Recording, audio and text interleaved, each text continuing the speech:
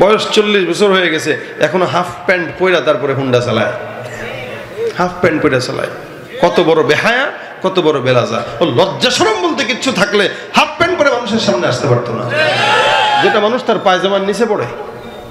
এর মধ্যে আপনারা তো ঘুমানোর সময় তো এটা পড়েন না, পড়েননি? আর হে বাইরে যায়, বিবাহ অনুষ্ঠানে হাফ প্যান্ট পরে যায়। কত অধপতন দেখেন এই উম্মতের। এলাকার যুবকদের চুলের দিকে তাকাবেন আর ডিজাইনের দিকে তাকাবেন, তাহলে বুঝবেন কতগুলা রসুলের উম্মত আছে আর কতগুলা বেঈমান আছে। এই জন্য আল্লাহ পাক হাবিব বলেন, ততক্ষণ পর্যন্ত মুমিন হতে পারো নাই, লা ইউমিনু আহাদুকুম হাত্তা ইয়াকুনা হাওয়াহু তাবান লিমা জিতু বিহি। আমি যা জানি আসলাম, অর্থাৎ আমি কেমনে খাইলাম, আমি কেমনে পড়লাম, আমি কেমনে হাঁটলাম, আমি কেমনে নামাজ পড়লাম, আমি কেমনে মানুষের সঙ্গে কথা বললাম, আমি কিভাবে সুন্নত আদায় করলাম, প্রত্যেকটা জিনিস যতক্ষণ না মানবা ততক্ষণ মুমিন হওয়া যায় না, ঠিক কিনা? আজকে রাসূলের সুন্নত তো তুমি মানো না, দাড়ি রাখো না, ইবাদত করো না, মেসওয়াক নাই, সালাম নাই, রাসূলের সুন্নত যার দিলের মধ্যে নাই, ওই বান্দা রাসূলের সঙ্গে জান্নাত তো দূরের কথা, আল্লাহর রাসূলের জান্নাত পাওয়ার ঘ্রাণের যোগ্যতা তার নাই। রাসূলের জান্নাতের ঘ্রাণ পাওয়ার যোগ্যতা নাই তার। সুতরাং ভাইরা আমার, নবীর সুন্নাতগুলো মানতে পারবো ইনশাআল্লাহ। নবী বলেন, মান তামাসসাকা বিসুন্নতি ইনদা ফাসাদি উম্মতি ফালাহু আজরু মিআতা শাহীদ।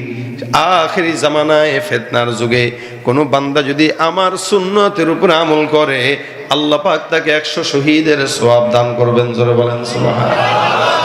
আর যারা সুন্নতকে অবজ্ঞা করবে, ওরা রাসূলের উম্মত দাবি করতে পারে, লেকিন ওরাই হলো সবচাইতে বড় দুশমন। বিশ্ব নবীর অপমানে যদি না কাঁদে তোমার মন, মুসলিম নয় মুনাফিক তুমি নবীজির দুশমন। নবীর প্রেমে জীবন দেবে কে আছো না উজুয়ান, তো কবির তুলে সিংহ শাবক হও তুমি আগুয়ান। তোমার বুকে ইমানের বল, জবানে আল কোরআন, ভয়ে কাঁপে কাপুরুষ সব আর নরাধম শয়তান। জীবনের চেয়ে বুকে আছে বেশি নবীজির সম্মান, কেমনে তুমি থাকবে বসে হলে তার অপমান। তুমি সাচ্চা মুসলমান, নবীর প্রেমে জাগ্রত তুমি নির্ভীক পালোয়ান। তুমি সাচ্চা মুসলমান, নবীর প্রেমে জাগ্রত তুমি নির্ভীক পালোয়ান। নিষ্ঠ উদার দয়ার আধার রহমাতুল লিল আলামিন, তার অপমান করছে যারা দুষ্ট ইতর অশালীন। তার পরশের ছোঁয়া পেল ইউরোপ থেকে সুদূর চীন, তার শানে কেউ বললে কথা মানবে না তা এই জমিন। কেউ কখনো কোথাও যদি সাহস দেখায় ফেরে মন, মুসলিম জাতি সংঘ গড়ে জবাব দিবে বীর মুমিন। ঘেরাও করো ওদের গদি, ভুলের ক্ষমা না চায় যদি, জোরে হাকো আজান, জোরে হাকো আজান। তুমি সাচ্চা মুসলমান, ঈমান তোমার ধন, নবীর প্রেমে জাগ্রত তুমি নির্ভীক পালোয়ান। তুমি সাচ্চা মুসলমান, ঈমান তোমার ধন, নবীর প্রেমে জাগ্রত তুমি নির্ভীক পালোয়ান। ঠিক কিনা? রাসূলের প্রেমে মহব্বতে সুন্নত মানতে রাজি আছি তো ইনশাআল্লাহ। একটা সুন্নতের কথা আজকে বলে যাব। রাসূলের অসংখ্য সুন্নতের মধ্যে, হারিয়ে যাওয়া সুন্নতের মধ্যে অন্যতম সুন্নত হইল কি? রাসূল সাল্লাল্লাহু আলাইহি সাল্লাম শিখাইলেন সবাইকে সালাম দেওয়া। এটা অন্যতম পয়গম্বরের সুন্নত। জমিনের মধ্যে কেউ যখন সালাম দেয়, একজন অপরজনকে শান্তির দোয়া করে, এটা উম্মতের কাজ। এই জন্য যতক্ষণ থাকবো কাউকে দেখবো, গরিব হোক ধনী হোক, বুড়া হোক জওয়ান হোক বড়লোক হোক, যে যেমনে পাবো যাকেই দেখবো সবাইকে রাসূলের সুন্নত অনুযায়ী বলবো আসসালামু আলাইকুম। রাজি আছি না নাই? সালাম দেব। সালাম আসসালামু ক্বাবলাল কালাম। নবী বলেন সালামের আগে কথা বলো না, আগে কথা বলো না, আগে সালাম দাও তারপরে কথা বলো। এটা রাসূলের অন্যতম সুন্নাত। সালামটা দিব কিভাবে? আসসালামু আলাইকুম, সালাম আলাইকুম, এই সালাম আসেনি? এই দেশে বলেনি? অসংখ্য শিক্ষিত মূর্খরা, অশিক্ষিত মূর্খ বর্বর এগুলা। আমরা গত 2-3 বছর আগে একবার ঢাকা বিশ্ববিদ্যালয়ের এক প্রফেসরকে টকশোতে দেখেছিলাম এই কথা বলতে। কারে কি শুরু হইলো, আগে গ্রামগঞ্জে দেখতাম পালা গান হইতো, যাত্রা গান হইতো, কি ভালো লাগতো, এখন দেখি মাহফিল হয়, সুলকায় মাহফিল ভালো লাগে না তার। এরপরে বলতেছে আরে আগে গ্রামগঞ্জে মানুষকে দেখলে বলতাম আসসালামু আলাইকুম, আর এখন হুজুররা কি শব্দ শিখেছে আসসালামু আলাইকুম, সামনে বলতেছিল। ঢাকা বিশ্ববিদ্যালয়ের একজন প্রফেসর কত বড় মূর্খ হইলে এই কথা বলতে পারে? চিন্তা করছেন শ্রেষ্ঠ বিদ্যাপীঠের ভিতরে কতগুলা মূর্খ বসা। এই বলতেছে যে আগে দেখলে বলতাম আসসালামু আলাইকুম, আর এখন বলে আসসালামু আলাইকুম। আরে মিয়া, আল্লাহ নিজেই তো আসসালামু আলাইকুমের কথা বলছেন, এটা কি জঙ্গিবাদের শব্দ? এটা আমাদের শব্দ? আল্লাহ পাক নিজে বলবেন সালামুন কাওলাম মির রাব্বির রহিম। আল্লাহ পাক জান্নাতীদেরকেও বলছেন, একজনকে দেখবে বলবে তাহিয়াতুহুম ইয়াওমা ইয়ালকাউনাহু সালাম। আল্লাহ পাক ডাক দিয়া বলেন এই তোমরা যখন একজন আরেকজনের ঘরে ঢুকো, খবরদার সালাম সারা ঢুকবা না, সালাম দিয়া ঢুকো। সালামটা কিভাবে? আসসালামু আলাইকুম ওয়া রাহমাতুল্লাহ। সালাম দিলে কয় নাকি? আরে কে কয় 90 নাকি? কে কয় 90 নাকি? আস্তাগফিরুল্লাহ, এই ভুল শিখছেন। নবী বলেন, সাহাবা একরাম বলেন আমরা রাসূলের সঙ্গে বসা, রাসূল সাল্লাল্লাহু আলাইহি ওয়াসাল্লামের সামনে একজন লোক আসলো, সে সালাম দিল আসসালামু আলাইকুম, নবী বললেন ওয়া আলাইকুম আসসালাম ওয়া রাহমাতুল্লাহ। আশারা, রাসূল বললেন আশারা। রাসূল বলেন এই যে ব্যক্তিটা আসলো সালাম দিল 10 নেকি পাইলো। সুবহানাল্লাহ, কয় নেকি পাইলো? 10 নেকি। কিছুক্ষণ পর আরেকজন ঢুকলো, বলল আসসালামু আলাইকুম ওয়া রাহমাতুল্লাহ, একটু বাড়াইলো। একজন কইছে কি আসসালামু আলাইকুম, আরেকজন বলছে কি আসসালামু আলাইকুম রাহমাতুল্লাহ। রাসূল বলেন 20, এটা 20 নেকি পাইলো, কারণ একটু বাড়াইছে যে। আরেকজন ঢুকলো, ডাক দেয়া আসসালামু আলাইকুম ওয়া রাহমাতুল্লাহি ওয়া বারাকাতুহু। নবী বলেন সালাসুন। এই লোকটা এভাবে সালাম দেওয়ার কারণে 30টা নেকি পেয়ে গেল। সুতরাং 30 নেকি, কয় নাকি? 30, কিন্তু ধাপে ধাপে।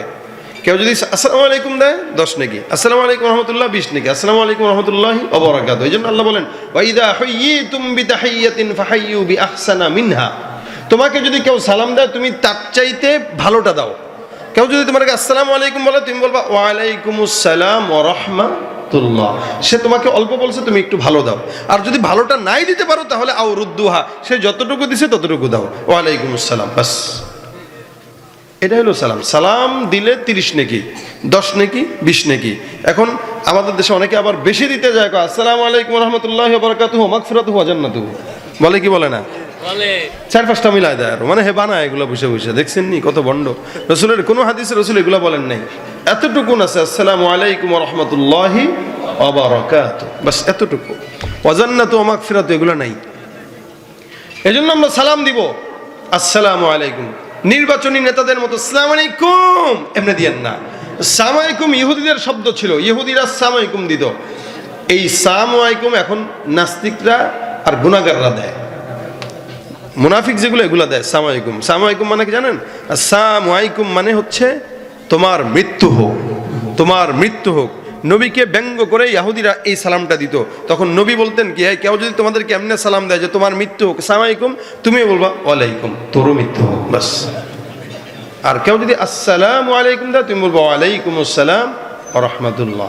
একটা সালামের প্রচলন আমরা ঘটাইতে পারলে এলাকা শান্তির এলাকা হবে, ঘরে ঘরে শান্তি আসবে। বাবা সন্তানকে দিবেন, সন্তান বাবাকে দিবে, বিবি স্বামীকে দিবে, স্বামী বিবিকে দিবে। ঘরের ভিতরে আগে শান্তির দোয়া আনেন, কারণ সালাম মানে শান্তি। শান্তির দোয়া ঘরে না করে অন্য জায়গায় করলে কোনো ফায়দা নেই। এজন্য ঘরগুলো শান্তির করার জন্য সালামের বিকল্প কোনো সুন্নত নাই, ঠিক কিনা? সালামটা দিতে পারবো ইনশাআল্লাহ। আল্লাহ আমাদের সকলকে তৌফিক দান করুক বলেন আমিন। যা শুনলাম, যা বললাম, এগুলো সব ভুলে গেলেও কোনো আপত্তি নাই, কিন্তু শেষমেশ আমরা বাসা পর্যন্ত নিব কি? সালাম। আসসালামু ক্বাবলাল কালাম, আফশুস সালাম বাইনাকুম আলা মান আরাফ ওয়া মান লাম তারিফ। আল্লাহর নবী বলেন তোমরা সালাম দাও, তাকরাউস সালাম, তাকরাউস সালাম, বেশি বেশি সালাম দাও। জায়গায় জায়গায় সালামের কথা বলছেন আল্লাহর হাবিব সাল্লাল্লাহু আলাইহি ওয়াসাল্লাম। কেন? বলে সালাম মানে কি আমি কাউকে সালাম দিলাম মানে আমি এটা সাক্ষ্য দিলাম যে এই ব্যক্তি আমার থেকে নিরাপদ, আমার দ্বারা তার কোনো ক্ষতি হবে না, কারণ আমি তো তার শান্তির দোয়া করতেছি, ক্ষতি করবো কিভাবে? আল্লাহ পাক আমাদের সকলকে তৌফিক দান করুন। এই আব্দুল জব্বার দারুল উলুম হাফিজিয়া মাদ্রাসার উদ্যোগে ছোট্ট পরিসরে আজকে যে প্রোগ্রামটা করলাম, এই প্রোগ্রাম থেকে যদি 10 জন মানুষ সালামওয়ালা হয়ে যায়, ইনশাআল্লাহ এই জায়গায় বরকত আল্লাহ পাক ভরপুর দান করবেন। যা কথা বললাম, যা কথা শুনলাম, কোনো ভুল ত্রুটি থাকলে আল্লাহ পাক ক্ষমা করে দিক, এবং যত নেকি আছে আল্লাহ পাক সমস্ত নেকিগুলো এই মাদ্রাসা, এই এলাকায় অতীতে যারা কবরে চলে গেছে, মুহাম্মদুর রাসূলুল্লাহ সাল্লাল্লাহু আলাইহি ওয়াসাল্লাম সহ প্রত্যেক মৃত মানুষের কবরগুলোকে আমাদের এই সওয়াবগুলো আল্লাহ পাক রব্বুল আলামিন পৌঁছায় দেখ, জোরে বলেন আমিন। আপনারা যারা দান সদকা করেছেন সকলের জন্যই দোয়া করি। এই মাদ্রাসাকে আল্লাহ পাক গায়বী খাজানা থেকে যে দেখতেছি কাজ চলতেছে, এই জন্য আপনাদের কাছ থেকে আজকে নেওয়া হয়েছে, কালেকশন করা হয়েছে।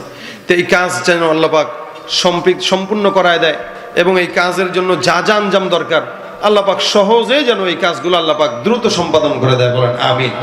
এই মাদ্রাসাগুলোতে এই সালাম শেখানো হয়, এই মাদ্রাসাগুলোতে রসুলের সুন্নাত শেখানো হয়।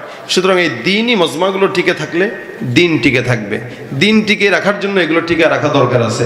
তা আপনারা সবসময় এই মাদ্রাসার পক্ষে থাকবেন, মাদ্রাসার জন্য দোয়া করবেন, মাদ্রাসার জন্য সহযোগিতা করবেন, এবং মাদ্রাসাকে ভালোবাসবেন। আল্লাহ পাক মাদ্রাসার সাথে আমাদের সম্পৃক্ত থাকার তৌফিক দান করুক, সকলে বলেন আমিন। যে কথাগুলো বললাম সমস্ত কথার উপর আল্লাহ পাক আমাদেরকে আমল করার তৌফিক দান করুক। যারা আজকের এই মাহফিলের শেষ পর্যন্ত বসেছেন, আল্লাহ পাক প্রত্যেককে হায়াতে, জানে, মালে, ইমানে, আমলে, সুস্থতার ভিতরে বরকত দান করুক, সকলে বলেন আমিন। দুরূদ শরীফ পড়েন। আল্লাহুম্মা সাল্লি আলা সাইয়্যিদিনা ওয়া নাবিয়্যিনা ওয়া শাফিঈনা ওয়া হাবিবিনা মাওলানা মুহাম্মদ সাল্লাল্লাহু আলাইহি ওয়া আলা আলিহি ওয়া আসহাবিহি ওয়া বারিক ওয়া সাল্লিম। আস্তাগফিরুল্লাহ রাব্বি মিন কুল্লি যামবি ওয়া আতুবু ইলাইহি। লা হাওলা ওয়া লা কুওয়াতা ইল্লা বিল্লাহিল আলিয়্যিল আযীম।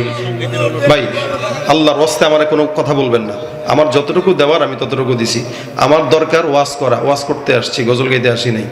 যদি গজল গাইতে আসি তাহলে গজল গাওয়ার জন্য বলবেন। ওয়াজের ফাঁকে যতটুকু বলা দরকার বলছি। আরেকটা কি, এখান থেকে আমরা আমল নিয়ে যাব বাসায়। সালামের একটা আমল শুনলাম, এখন আরেকটা জিনিস দেব, ওইটা ভুলে যাবেন, হাসতে হাসতে বাসায় যাবেন। ফায়দা কি? মাহফিলের মূল মাকসাদ হইল এখান থেকে দিনই কিছু জজবা নিয়ে যাওয়া। এটা হইল মাকসাদ। মাকসাদ ভুলে গেলে চলবে না। আল্লাহ